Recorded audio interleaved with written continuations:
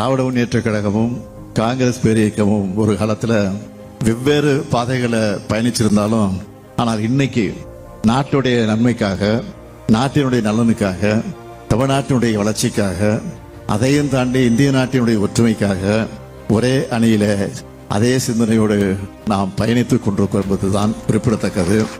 அதிலேயும் இன்றைக்கு காங்கிரஸ் கட்சியுடைய இளந்தலைவராக விளங்கிக் கொண்டிருக்கக்கூடிய நம்முடைய அருமை சகோதரர் ராகுல் காந்தி அவர்கள் தனிப்பட்ட முறையில் என் மேல காட்டக்கூடிய அன்பை அதை என்னால் வார்த்தைகளால் சொல்ல முடியாது.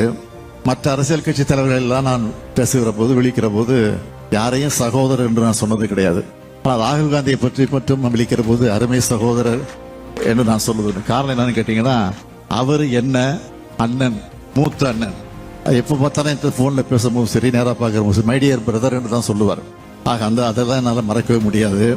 இதுக்காக சொல்றேன்னா, இந்த அளவுக்கு அரசியல் நட்பு மட்டுமல்ல, கொள்கை உறவாகவும் வலுப்பெற்று இந்தியாவோட குரலாக இன்றைக்கு எதிரொலிச்சு கொண்டிருக்கிறது என்பது உங்களுக்கெல்லாம் தெரியும். இந்த உணவைத்தான் நான் எல்லாருக்கிட்டையும் எதிர்பார்க்கிறோம். தனி மனிதர்களுடைய நலனை விட நாட்டினுடைய நலன்தான் முக்கியம் என்ற வந்த உணர்வோடு அந்த நட்புறவு இன்றைக்கு தொடர்ந்து கொண்டிருக்கிறது. இந்த இரண்டு அரசியல் இயக்கங்களுக்கு இடையில் ஏற்பட்டிருக்கக்கூடிய இந்த புரிதலும் கொள்கை உறவும் நிச்சயம் இந்த நாட்டினுடைய எதிர்காலத்தை காப்பாற்றும். அது உறுதி.